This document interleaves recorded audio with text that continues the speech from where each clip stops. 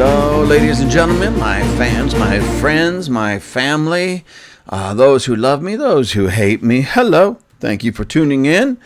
Hey, today I don't really have much of a plan about what to talk about, but there are some things I do want to talk about. What I mean by that is, I was thinking earlier today as I was just rummaging around my house and collecting my thoughts for the morning, reading.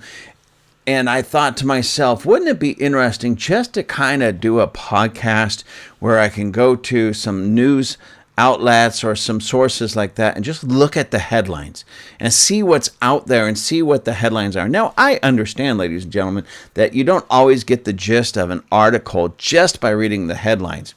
The title of many books don't tell you much about what in the book. And it's the same thing with some news articles and such.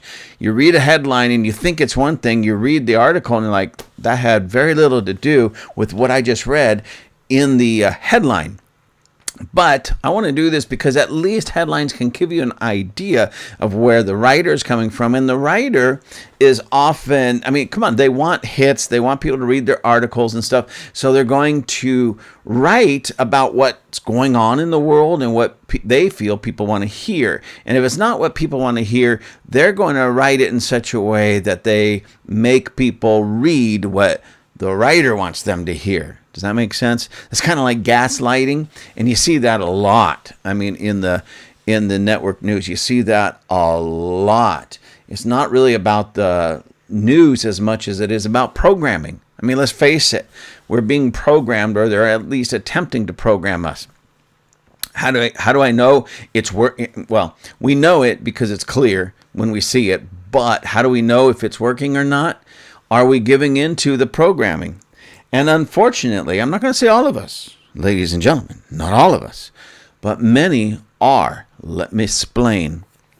Right now, what we see is there had been some elections going on, right? And we also have the primaries coming up, and there's going to, we're going into election season. And what's happening is, now hold on to your bucket seats, but in many places and in many ways, Democrats are winning some of these races. Now you say, well, okay, but what does that have to do with all of this? Well, let's think about it. Under Obama, under Biden, the Democrats have all but destroyed this nation. Let's face it. They have done some really, really, really goofy things and made life hard for all Americans. Trump comes into office and things automatically start getting much better. Listen, I'm just going to be honest with you. You have to be a fool not to realize how much better things are or were under Trump. I know, ladies and gentlemen, people are going to jump right to the gas prices. Oh, but what about gas prices? Okay, I don't like paying high gas prices, but I want you to remember something. I don't know why Americans have such bad memories. I want you to remember something. Under Biden, they were just as high. And all because of just Biden, in the sense of Biden and his failed policies. They're high right now under Trump because we're at war with Iran, and Iran is a major supplier of oil for the world. So that forces gas prices up, oil prices and gas prices up. So my point is, with Trump, I don't like it. I don't like paying high gas prices, but there's a reason and even a purpose behind it. Under Biden, and especially under Gavin Newsom. What's the reason and the purpose? Failed policies, and they just want more taxes. It's just the truth. So anyways, we had Obama really made a mess of things. We had Biden made a mess of things. Trump comes in the first time, starts sorting it all out. Things getting better. Prices are going down. Gas was down at that time. We could afford eggs, ladies and gentlemen. And then Biden comes in because he won. Excuse me. Biden won the election.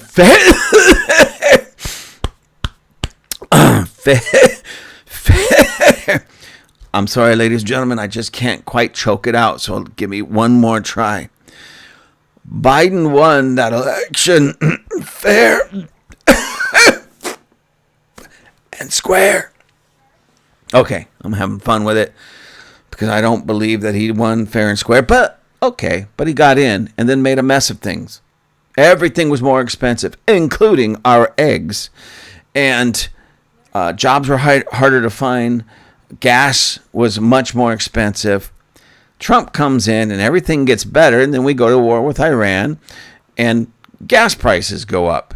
Everything else seems to be better. I go to the supermarket and I remember under Biden, I remember seeing those $9 a dozen eggs. So I go to the supermarket now, not as cheap as I would like it. Okay, not as cheap as it should be or as much as I like it, but a lot cheaper than Biden. So my point is on this. So what's the only thing that really the Democrats can point at in that sense in the economy? High gas prices. What could we point at when Biden was in office? High prices on everything. Everything. So that's all they have. And they've been harping on this. So anyway, elections, back to the elections. So you have Obama messes things up. Biden messes things up. Trump comes in, or Trump comes in between Obama and all that. Anyways, and starts straightening things up. Biden wins fair and square and messes things up again. Trump comes in and has been really, I know this, it doesn't seem like it because our major networks are not talking about this. They're not pointing out all of his victories. All they're pointing out is this war with Iran. They're lying about it, but they're pointing out the war with Iran and gas prices, and the things that they don't like. And a lot of it's just built on lies, deceit, twisted truths. And here's the sad thing. Americans are buying into it, especially Democrats. They can't appreciate that everything else is cheaper, that people are finding jobs. I mean, even up here where we are at, people say it's so hard to find a job. Well, I don't know. All the people that I know have been out in the job market have been finding decent jobs. When I say decent jobs, I'm not talking about, going and flipping burgers. That's a stupid thing for me to say because even flipping burgers now in California is $20 an hour. Hey. Anyways, but they don't go from this great career kind of job to entry-level job, barely making it. They're finding great career jobs. Now, I'm not going to say absolutely everybody, but those who have some type of skill, marketable skill, are finding great jobs. The people that I know are getting the raises, are getting the bonuses, are getting new positions. They're moving up the ladder. And a lot of people say, well, you're just around a great group of people. Yes, I am. I'm around a blessed group of people. And do you know what makes them blessed? They serve Jesus. They're faithful to God, faithful to the church, and God is blessing them. So those of you out there who are saying it's a hard, you're having a hard time finding a good paying job, there's a couple things that I would want to ask you. And I just want you to think about this. Are you serving Jesus? Are you faithful to your church? When I say faithful to your church, I'm not saying you show up at Easter and Christmas only. Are you there every week? Are you tithing? Are you sowing into that church? Are you supporting the vision of that church? If not, then you're not faithful to the church. You're not faithful to God, because being faithful to the church is one of the ways you are faithful to God. Because remember, it was Jesus who said, I will build my church. So if Jesus has truly built the church and we're not faithful to what Jesus built, well, then we're not faithful to him. Anyways, so are you faithful to God? Are you faithful to the church?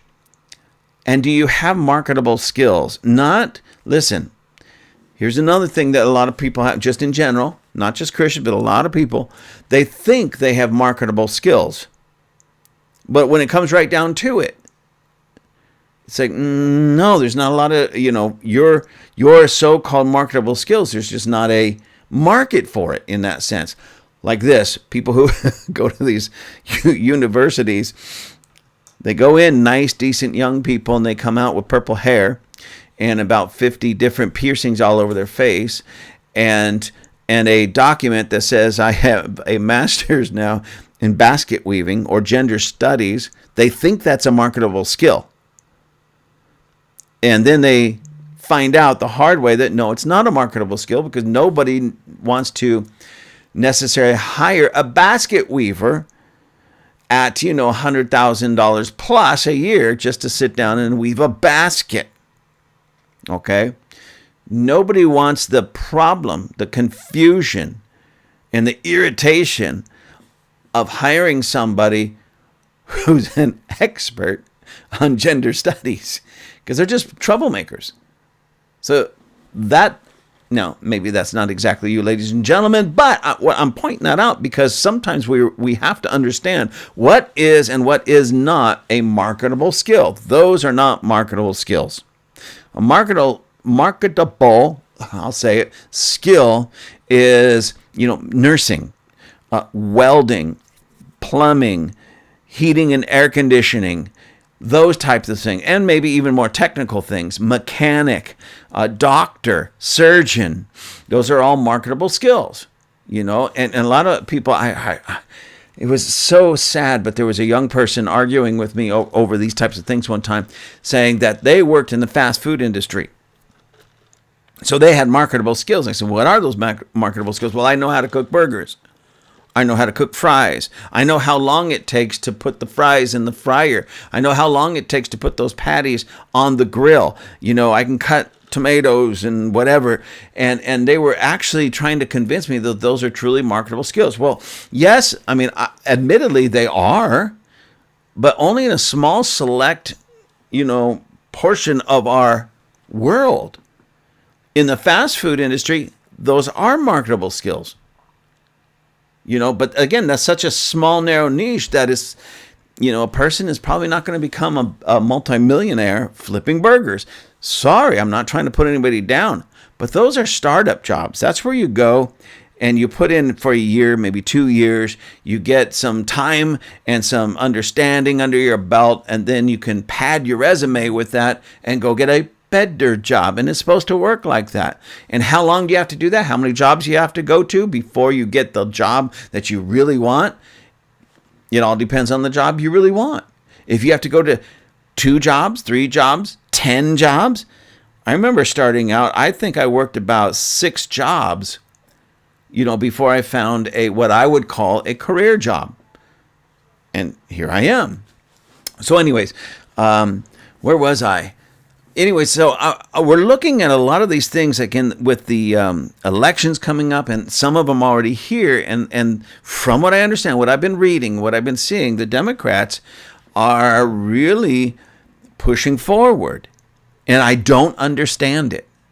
Because we've seen the failure of the Democrats and Democrat Party under Clinton. We've seen the failure of the Democrats under Obama. We've seen the failure of the Democrats certainly under Biden. And not to mention governors like Governor Newsom, Tim Walz there in Minnesota, and we can go through a lot of them. Absolute abject failures as governors. A lot of corruption, a lot of fraud, a lot of waste, higher prices, the influx of these illegal immigrants, or sometimes even legal immigrants, but where they put so much effort and time into the immigrants and not into the citizens, to where now the citizens are hurt and the immigrants are living like kings, like it has been in Minnesota and in Michigan and even here in California. The failures of the Democrat Party, with LGBT and all that mess that's going on, getting those drag queens into storybook hour at schools and in libraries, higher taxes, far more regulations. Like in California, people, decent, good people, hardworking people, business owners are leaving California in droves because of the high taxes and all the regulations that Gavin Newsom is responsible for putting on them, and just the failure of Democrat policies in California that are put out there and penned and started by literal perverts in our government in California. And and then the whole time they're getting away with all this mess and doing it right in front of everybody.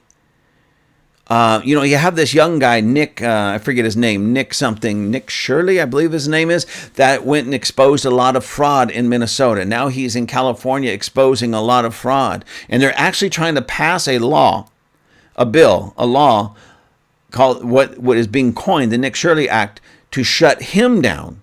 He's just exposing fraud. How so many are using our taxpayer dollars to pad their life and live a crazy life of luxury and such. And they're robbing from us.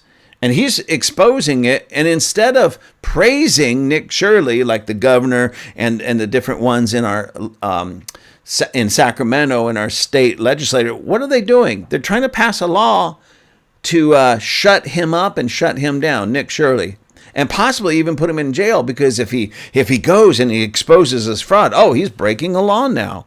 Since when in the United States of America, truly, has anybody thought it was a bad thing to expose fraud and waste? And yet the Democrats who are behind it all are now trying to shut Nick Shirley up and people like him so they don't get exposed. And here's the sad thing about all of that is going on. All of that is out in the open. But they keep screaming about Trump and Iran. And everybody's focused on Trump and Iran because all these Democrats and our media is screaming about Trump and Iran and Trump's feud with Pope Leo, and they're getting away with all this fraud. They're sweeping it under the rug. And Democrats and liberals are now voting for these wicked, evil people in this wicked, evil party that are literally dragging us all over the coals. But, I know this, ladies and gentlemen, Trump derangement is real. I spoke a little bit about Trump derangement, Israel derangement, Jewish derangement. These are all real things that we're dealing with. And here's the thing. They don't even fully know why. They can spout all of these things. And here, isn't it interesting? They say things like this. Check this out. Trump's a pedophile. Prove it. I've had this conversation with many Trump haters. He's a pedophile and a rapist. Prove it. Not one person has been able to offer any kind of proof. Not one. Not one person has been able to offer any kind of proof. He's on the Epstein list. That you can look this up. Bill Clinton exonerated. Bill Clinton himself.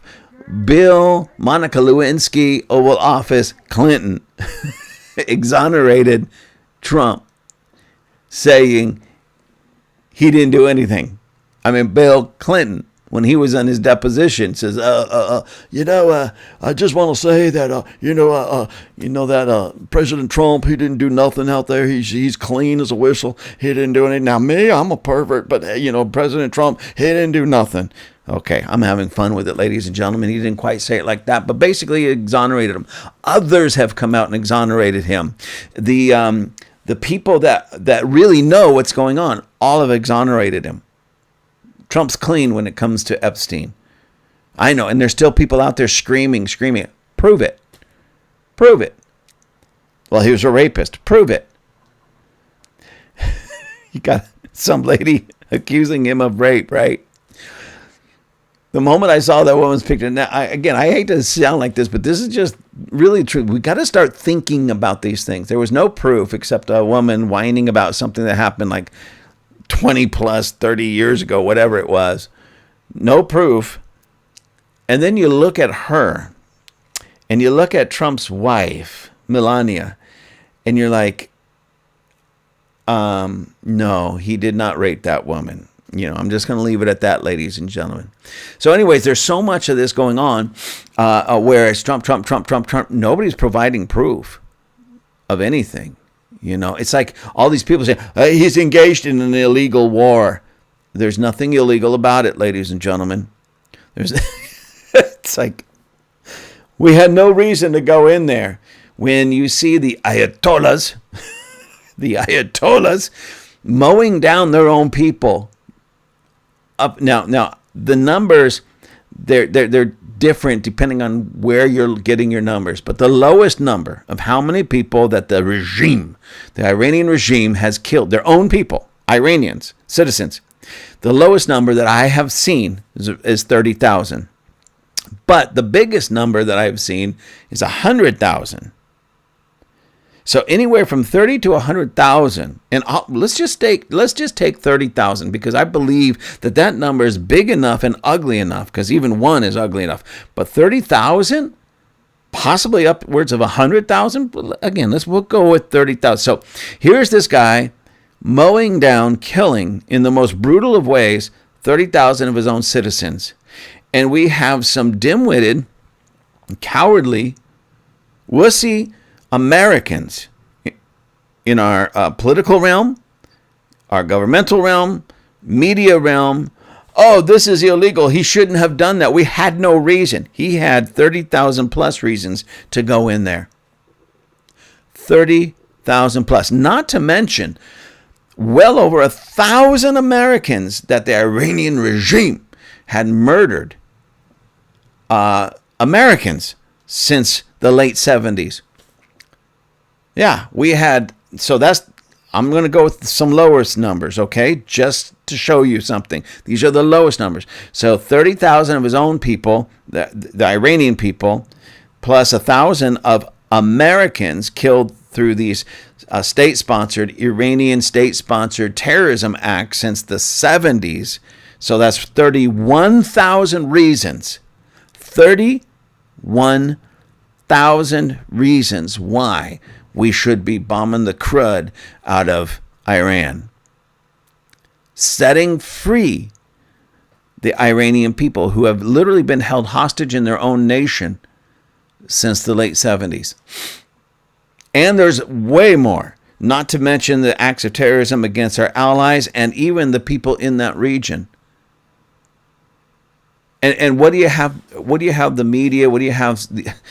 Especially some of these. You know what, ladies and gentlemen? I don't really go to the movies all that often anymore.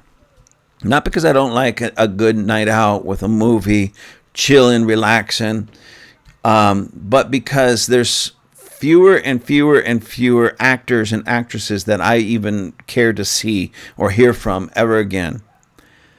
I just read an article a little while ago that 4,000 plus Hollywood stars, starlets, people that work in Hollywood have all signed some document against Iran, standing up for the Palestinians against Iran. These people, I can almost guarantee they've never been to Israel. And if they would just go, just maybe they'd have a different idea. I've been to Israel many times, but okay, nonetheless, I'm not here for that. But nonetheless, there's this mantra, if you will, from the media, from the Democrat Party, from Hollywood, all aimed at Trump and also Israel, but not just Israel, for Israel, but to get at Trump primarily, and it's ugly and it's disgusting, and people can't see through that mess after everything that we know. You can't trust the media. We know that. You certainly can't trust the Hollywood elites. And some of them are not so elite. They just think so highly of themselves. A bunch of no-name B actors and actresses think they're so important that they go out and they get in front of a camera. Yeah, from the river to the sea, Palestine, 100%. Israel, who? Netanyahu, who? And everybody's looking at him going, who are you? But you see, again, these are failed, has-been kind of actors and actresses doing this. And the only people that know who they are failed, has-been political figures and even citizens that follow these has-beens. I mean, I'm just telling you the truth, ladies and gentlemen. But it's gotten such a stir, especially on social media, that now a lot of what we would otherwise call conservatives are turning on Trump, turning on MAGA, turning on conservatism. I mean, it's not just the Tucker Carlsons, the Candace Owens. Well, and there's Nick Fuentes, but that guy was always a wacko. I mean, really, sicko.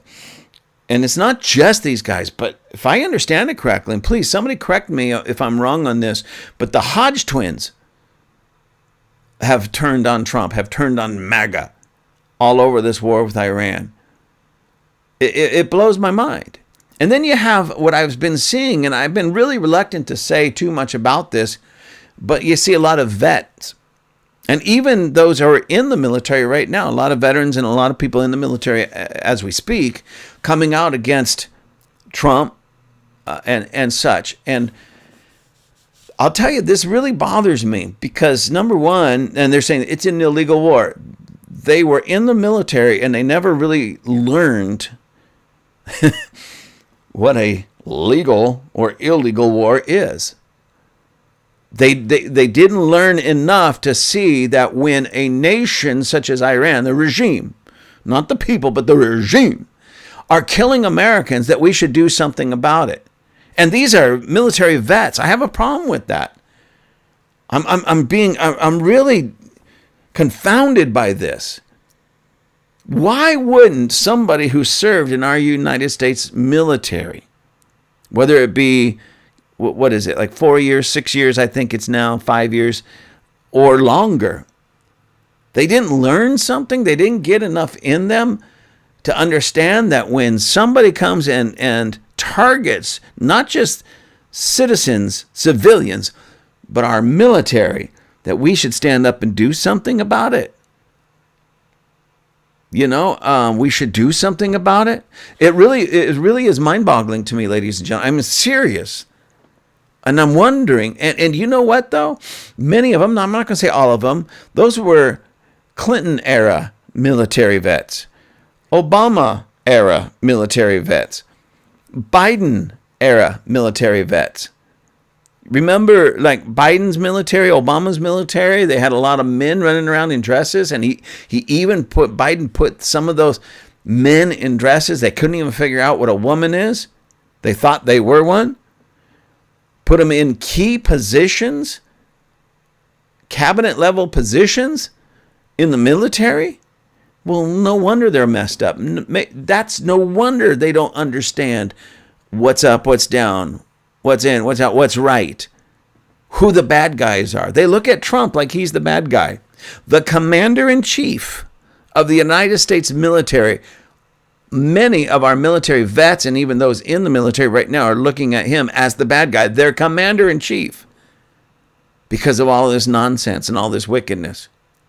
And all it takes, ladies and gentlemen, is a simple Google search to figure out what's going on with some of these things. You don't have to be a history buff or a major, or being a history, whatever, be a history major to understand.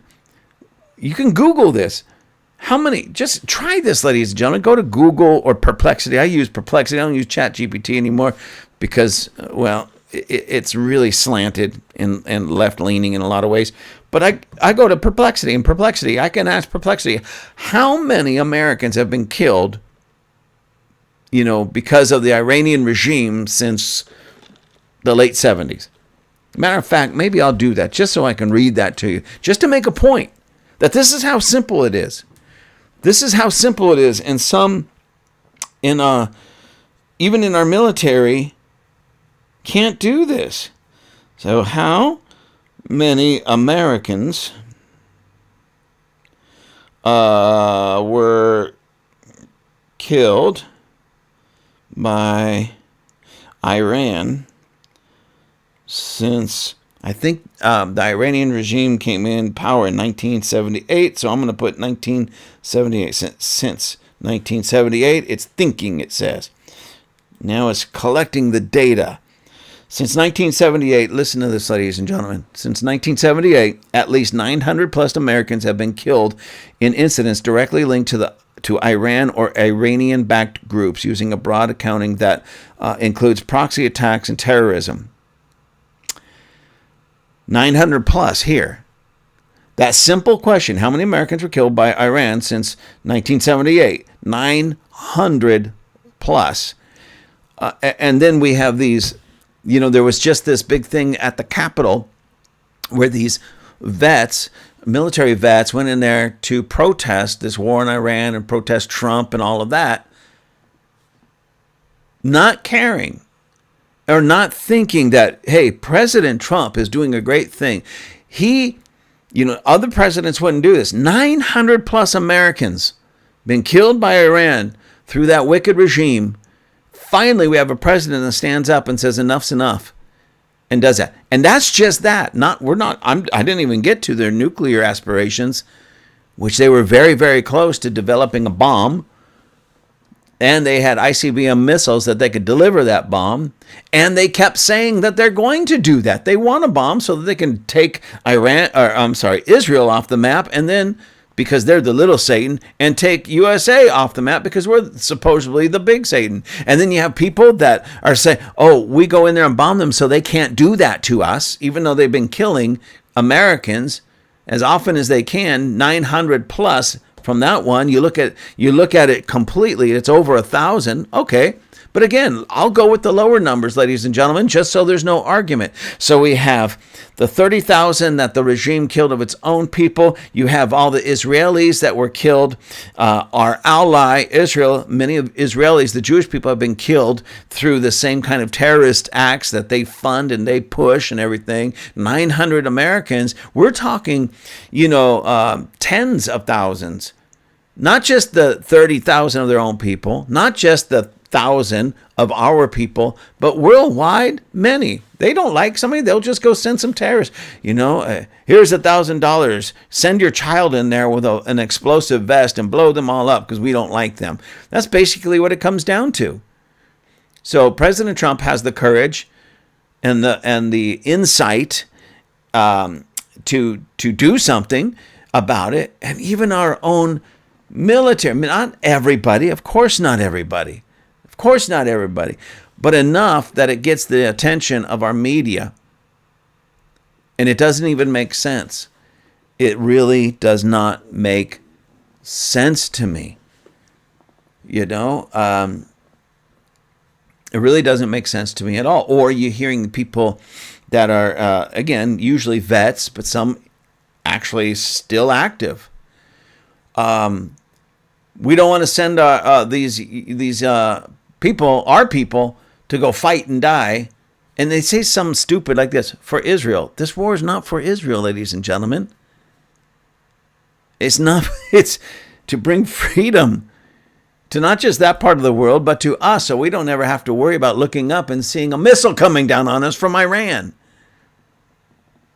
Or we can go travel somewhere in the world, or even here, and not have to worry so much about terrorists that have been funded by the Iranian regime out to kill us just because we're Americans.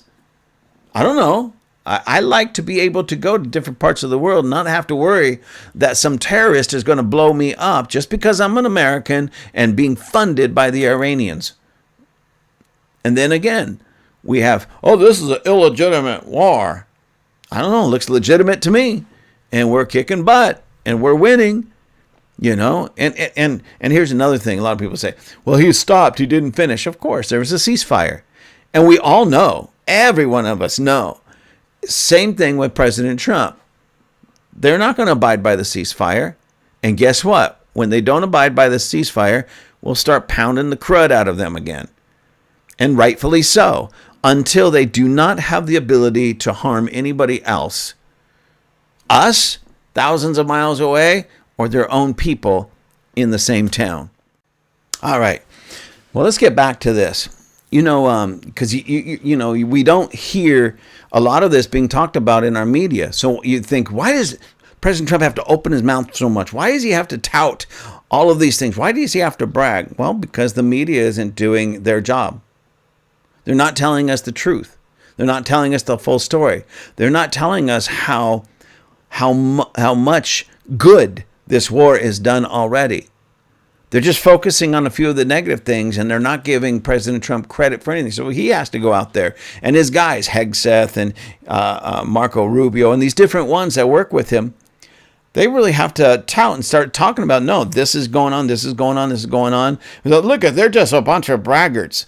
Maybe, but at the same time, they're telling a story that the media refuses to. Things are getting much better and much safer for us everywhere. Much safer, ultimately, even for Israel. Much safer for the people and the nations around Iran. It wasn't that way all the way. Because, listen, this is how wicked the Iranian regime is. We start dropping bombs on them, and they start shooting missiles. Well, where are they shooting missiles at? All of their neighbors that look like them, that share their same religion, same ideology, same basic, geography. That's how wicked they are. If I'm going to go down, y'all going to go down. It's just ridiculous, ladies and gentlemen. Drinking my iced tea from Pan Express. Anyways, so let me look at this. Let me show you something. Just what's going on in the world, looking at headlines. And this is Fox News. And this is what I did. I went into the search and I just put Pope Leo, because I know there's this big feud between Pope Leo and Trump. And I think it's absurd for a lot of reasons. He says this is an illegitimate war. This is not a good war. And God won't hear the prayers of people who are, I forget exactly how I said it, but basically starting these wars. Oh yeah. Let me cover that real quick, because I did look at this, and I'm not going to read all of this, but this is interesting because Pope Leo says, and he said this about Trump, that God doesn't listen to the prayers of people who are starting wars or engaged in wars or fighting wars, starting wars, I guess. So I thought to myself, well, what about the Crusades? Because if I understood the Crusades correctly, wasn't it by the authority of the popes, at least many of the popes throughout the age of the Crusades? And basically, let me just read this, okay? Because I looked this up a little bit and came across this article. And it says, the Catholic Church conducted the Crusades to reclaim the Holy Land, defend Christian states, and assert papal, that's the Pope, papal authority, combining religious devotion with political and social incentives. So the Catholic Church, because of the Pope, says, let's go march on Jerusalem, especially the Holy Land, and kill all the Muslims and reclaim the Holy Land, especially Jerusalem, for the church, for us Christians. They didn't just go in there and kill Muslims. They killed a lot of Jewish people as well, causing an even greater rift between Christianity and the Jews, which there shouldn't be. Let me read this. And this portion is from CatholicShare.com. Now, I don't know, I'm assuming that's a pro-Catholic site, but it says CatholicShare.com. The Crusades were framed as holy wars to reclaim Jerusalem and other sacred sites from Muslim control, emphasizing the spiritual significance of the Holy Land tied to the life and death of Jesus Christ. Pilgrimage to these sites had long been a cherished practice, and their loss was seen as a profound spiritual wound. The church, now listen to this, ladies and gentlemen. This is from, again, CatholicShare.com. I don't know if that's pro or anti-Catholic. That's just what it is, CatholicShare.com. And it says this, and I know this is true, not just because of this one site, but because I've read this before, and many of us also have. So it says, the church offered indulgences, promising forgiveness of sins to those who participated, making the campaigns an act of penance and devotion.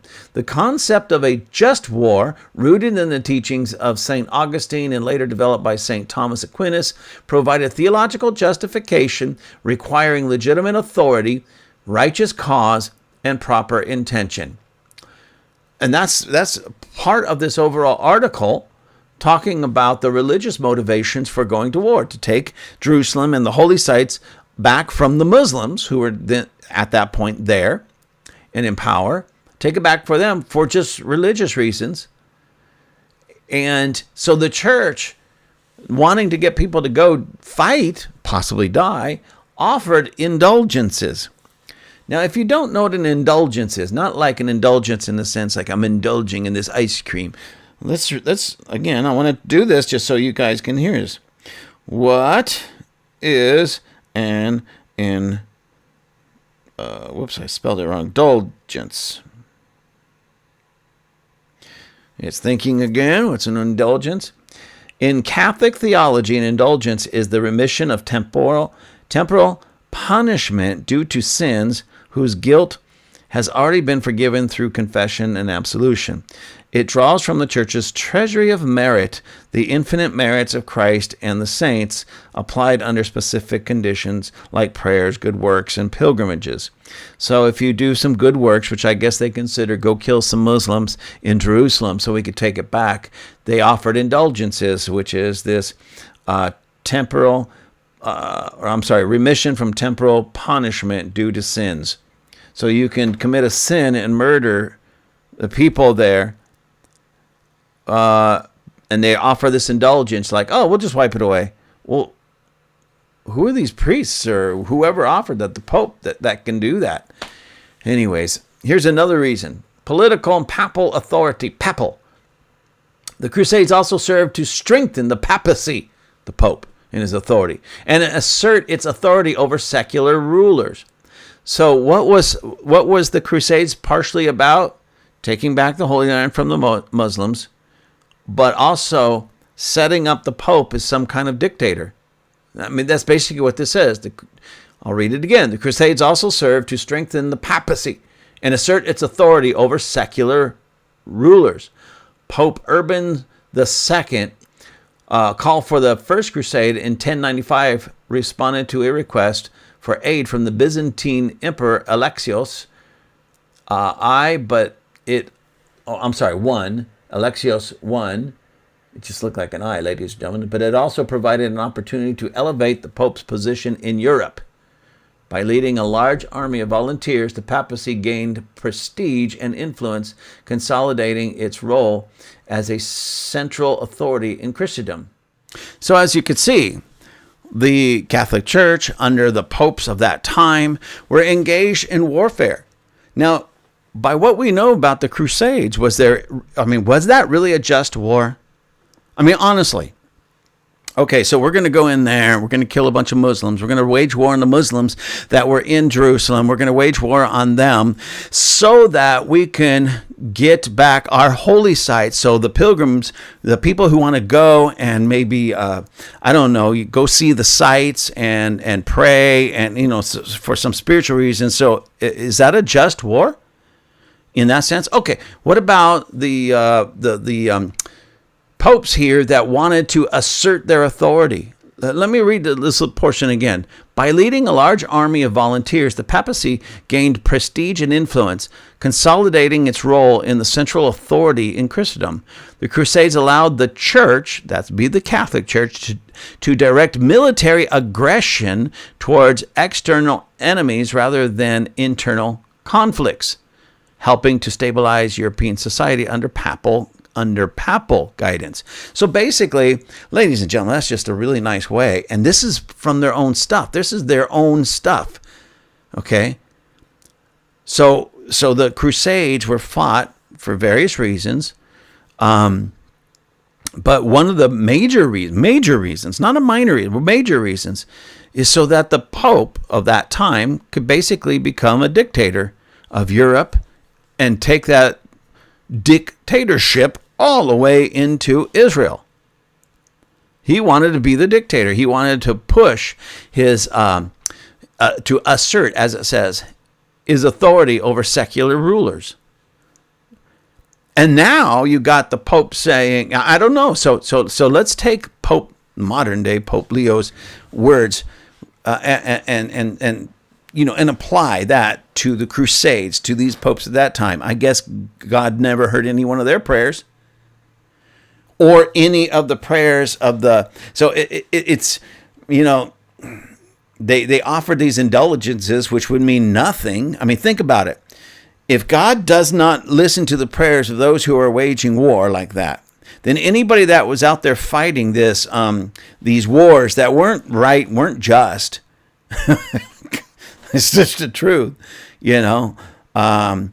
then God wasn't listening to any one of their prayers. He wasn't listening to any of the priests, the bishops, the cardinals, anybody. Wasn't listening to the Pope, because they were all warmongers at that time. So they offered these indulgences, which would mean that they were all worthless.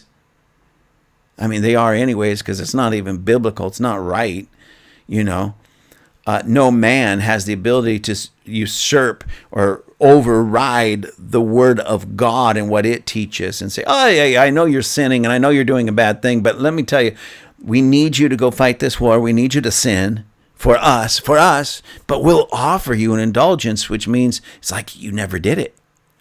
Isn't that cool? You can go kill people. I give you an indulgence. It's like you never did it. That's basically what it comes down to, ladies. And I know that sounds silly, but when we just really cut away all the weird religious lingo and just get down to it, that's what it is. So Pope Leo, I'm just wondering, by saying this about Trump, he's also throwing every one of these other popes under the bus and kind of making the office, the idea, the concept of Pope, like really not just smearing it, not a little tarnish, but like, what's the point? I mean, honestly, what's the point? Which I've been asking all along, but what's the point? So really, and I hate to say it like this, and I'm not really trying to come against the Catholic Church. I have a lot of Catholic friends. I'm just looking at this honestly. I'm not trying to put the wool over my own eyes nor anybody else's eyes. And this is what I've said all along. And I say this about, even me and my church, we can't fix what we're not willing to face. And so instead of Pope Leo, you coming against Trump, who is fighting a just war, why not clear the air on all the unjust wars that the Catholic Church has fought? Before, that goes back, Jesus talks about removing the log out of your eye. I wish I had a log around here so I can kind of show you it. Get the log out of your eye before you try to help your brother get the speck out of his eye. The Catholic Church, the papacy, that doesn't even sound right. But anyways, the papacy has had a lot of dirt, a lot of logs in their eyes. And they keep trying to point out the fault in somebody else while they got this huge log in their eye. I wish I had a log here so I can show you, But, get the log out of your eye, Pope. Clear the air. Clear the out. Tell the truth on the papacy, even going back 1,000 years, so that people can understand what's going on, why it's going on, and where all this comes from. Go through the entire, everything that you guys teach and everything that you live and everything that you do. Go through it all. Clear up, fix what is broken. Make straight what is now crooked before you start throwing stones at President Trump. I mean, clear it up. I mean, anyways, it's so frustrating, ladies and gentlemen, because it just should not be. Anyways, let me get back to this because I was going to read some headlines here, and I want to do that. Where am I? Is this it? No, that's not it. Oh, we're getting in here. We're getting there, ladies and gentlemen. Aha, here it is. So I looked up Pope Leo and in the search engine, and this is what I came up with. This is just a list of articles that came up. Okay, here's one. Katie Couric mocks J.D. Vance's Catholicism, calls his comments on Pope rich. Next one. Pope Leo urges Africans to stay and serve your country instead of migrating as displacement climbs. I've been to Africa many times, ladies and gentlemen, and there's some places that are so bad that, with warlords and all these different things, and I understand why Africans are wanting to get other places. So that's a little strange to me. Here's another one. Bishop Barron slams absurd Trump Pope war narrative. Here's another one. Vance says he's grateful for Pope Leo's statement on not wanting public debate with Trump. Another one. Pope Leo says he's unafraid of the Trump administration after a president calls him a terrible on foreign policy. Well, the truth is he is. You know, the truth, he's a religious leader, ladies and gentlemen. And he is not a political leader in that. And see, all the way back from, what was that, 1095, almost 1,000 years ago, with Pope Urban I. He wanted to basically be a dictator. That has been in, and I'm sorry to say this, ladies and gentlemen, I'm not trying to cut my Catholic friends. I'm just telling you the truth. But that desire has been in the papacy for 1,000 years. And maybe even more, all the way back to its beginning, including Constantine being a dictator, you know, not just a religious leader. That's where it should begin and that's where it should end. And if it could begin and end there as a religious leader, similar to what Billy Graham was, Billy Graham didn't look for a political position or political clout, but he also was able to minister to and speak into and provide guidance to upwards of, I believe it was 11 presidents. And that's where the Pope should be. Not mocking, not cutting, not trying to place himself in some kind of dictatorial position. Instead, you know what he should have done? He should have called President Trump, requested a meeting, went to the White House, sat down with him, and explained to him his feelings on this war. So I don't understand it, ladies and gentlemen. I don't understand, but I do. I know where it comes from. That spirit, if you will, that dictator-like spirit has been in the papacy for 1,000+ years. And that's just the truth. And when you're honest about it, you can see it. And when you're honest about it, you can actually fix it. But so few Catholics are willing to be honest about it. I mean, they have their head in this weird, in the sand, but in a weird way. Anyways, a few more. Let's see. Pope Leo slams those who manipulate religion for military or political gain. Trump responds, Pope Leo, the Crusades, I just read about them. That's where the Pope of the day manipulated religion for military and political gain. That's the nutshell version of the Crusades.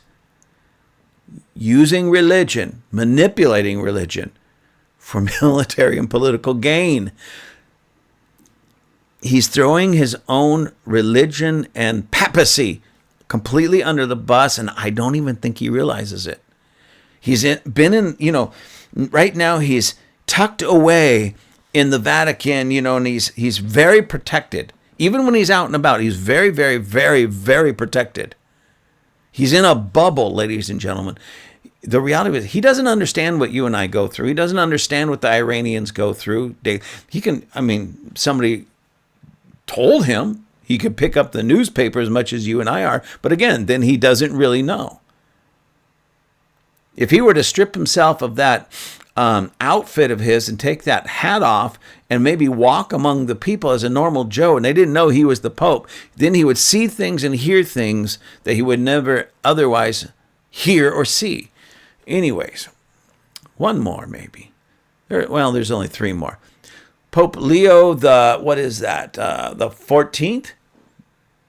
Looks like it. To visit fastest growing Catholic continent during Africa trip. Great. Pope Leo calls out Trump's Iran rhetoric before last minute ceasefire emerges. He calls out his Trump's Iran rhetoric. That's another thing that's funny. Anyways, border czar Homan fires back at Pope Leo. And if I understand, Homan is Catholic. Fires back at Pope Leo, explains what Vatican leaders don't know about immigration. Anyway, so So Borders our home, and I believe is Catholic, and he's still shooting back. Why? He goes, even though he's the Pope, I respect him as the Pope. He knows nothing about immigration, which again, he doesn't. Only what people tell him, only what he can read. Anyways, so the second to the last one I just read about Trump, Iran rhetoric, there's a lot. Trump comes out and says, I'm going to bomb them. I'm going to blow them up, send them back to the Stone Age. We are going to hit them like they've never been hit before. And there's a reason why he says that. To scare the Iranian regime, to make them realize, oh man, he's been pounding us. He has the ability, he has the willingness, he knows. It's a scare tactic more than anything. And even if it wasn't, you may say, no, that's just Trump and he's a jerk. Okay. But he's winning this war. So he says this to get the Iranians ruffled, and rightfully so, in a good way. And who jumps on it? The American left. Oh, they can't understand. Oh my gosh, he wants to kill everybody. He wants to wipe out an entire group of people off the map. No, just the regime. They get all freaked out and upset. Let me put it this way. Let me explain to a matter that maybe some of you liberals can understand. Let's say, let's put it into just individuals. So somebody, there's a bully on the block, and he beats up the kid, or beats up this person, beats up that person, robs from this person, robs from that person, and nobody wants to do anything because they're scared of the bully. The bully's kind of big, very, very aggressive. Give me your lunch money, whatever it is.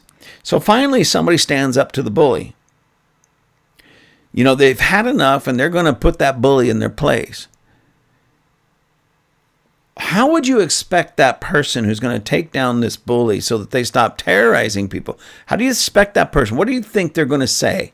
How are they going to talk to that person? Excuse me, Mr. Bully.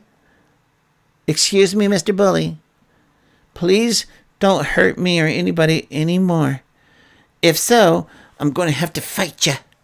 I'm going to have to fight you, and I don't want to. I just don't really want to. I'm thinking that maybe the Pope or all these lefties, that's what they expect from President Trump. Oh, just please stop it, Ayatollah. Please stop, Ayatollah. Like the Ayatollah is going to listen to that kind of soft weakness.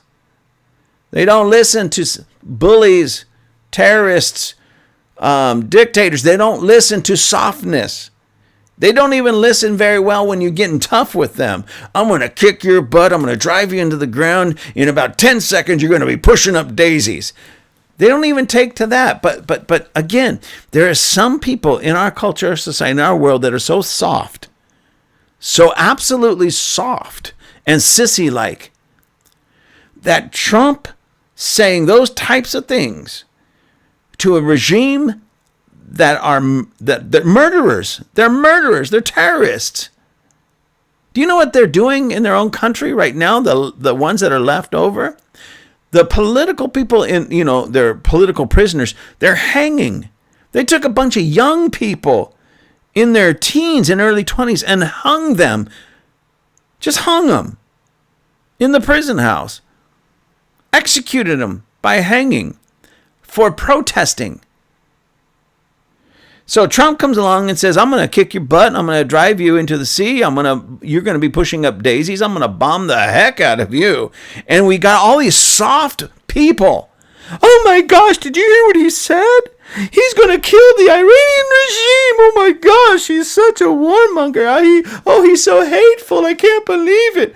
I'm going to vote Democrat because they're as soft and wussy as me. Ugh, ladies and gentlemen.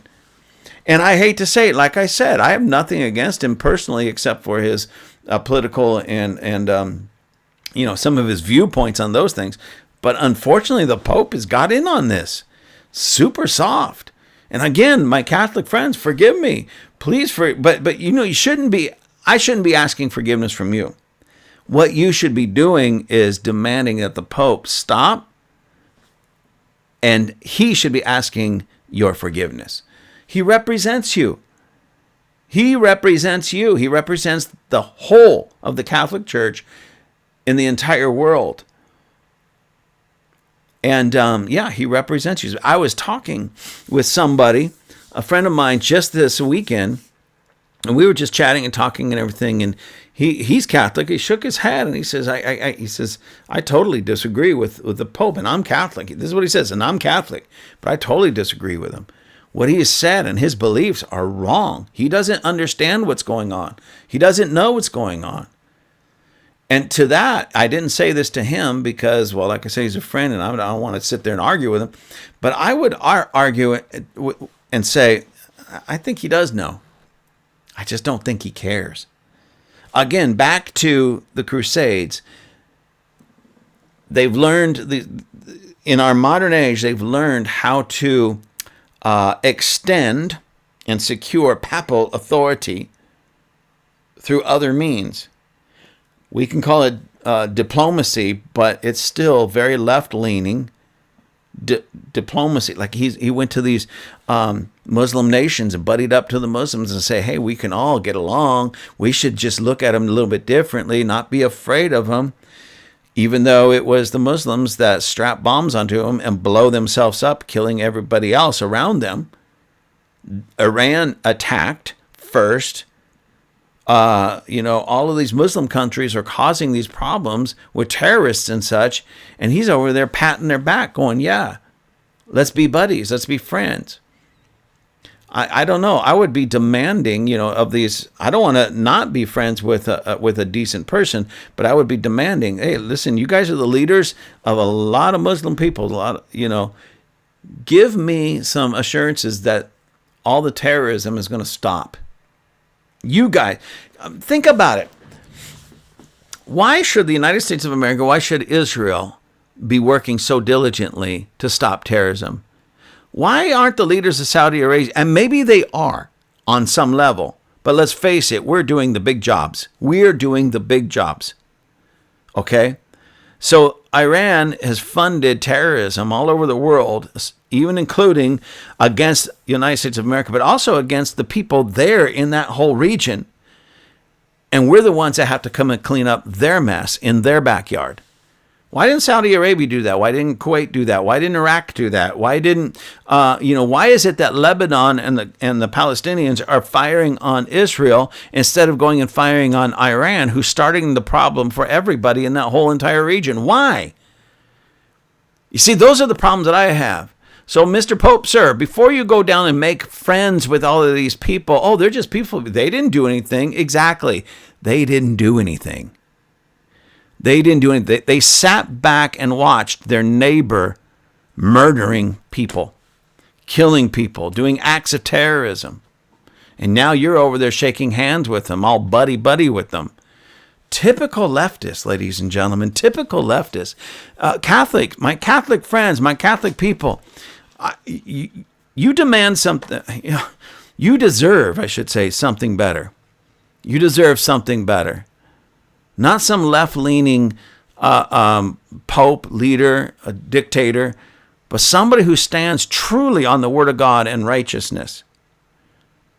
Okay? And can really help not just you, the Catholic Church, but the entire globe. And what is this guy doing now? He's trying to make friends with our enemies. That's been tried over and over and over and over again. And it doesn't work.